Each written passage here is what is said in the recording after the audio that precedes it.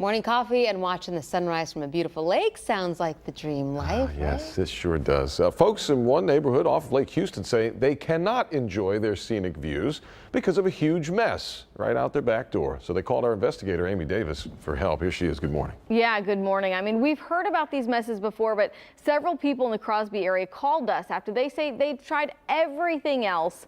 They say the canals behind their homes are packed with trash and debris, and they say trying to track down who can help has been a challenge.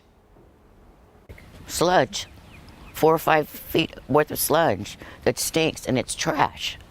It's all trash. Sherry Grothy shows us this awful, stinky mess jammed up in the canal behind her home in the Indian Shore subdivision in Crosby. The reason we bought this house is because it's 3 lots and it's on the lake. We fish, we have boats, we have jet skis. This is some of the best catfish fishing. But for months now, she hasn't been able to do any of that. Very frustrating.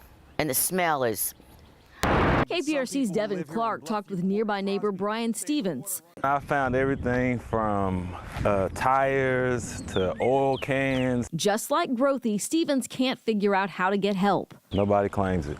Nobody claims it. Everybody's pointing the finger at the next person. When I call the next person, they're saying, oh, that's not our area. I left messages with everyone. Here's what we learned. The city of Houston owns Lake Houston. It's the primary source of the city's drinking water. But Houston's only responsibility is making sure the drinking water isn't contaminated. And this surface gunk and junk isn't impacting that. I called the waste management department. I called the environmental and whatever department.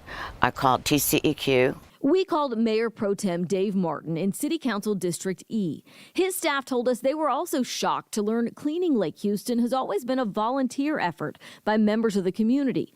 But in 2019, Martin got City Council to create the Lake Houston Maintenance Fund. All permitting fees paid by anyone building on the lake will go into this fund and used to do regular cleanup and dredging of the lake and canals. I want it cleaned. I want it clean. I want it to go away. I want it to look nice. I want my kids to be able to play in it. My big kids and my little kids. All right, so there is no timeline for when that fund will have enough money to buy the equipment needed to clean up the lake and its canals. But while that fund grows, Martin's staff told me there's another hitch. They say some of those canals on the lake are privately owned, so they have to reach out and get written consent from all of the private property owners to clear out the debris in those channels and those canals. If there are 12 properties along one canal, all 12 owners have to give consent, or the city won't be able to go into that area and clean. Is that right? So Yeah. potentially, not that One someone person wouldn't could want it stop it. cleaned up, but if they just didn't want...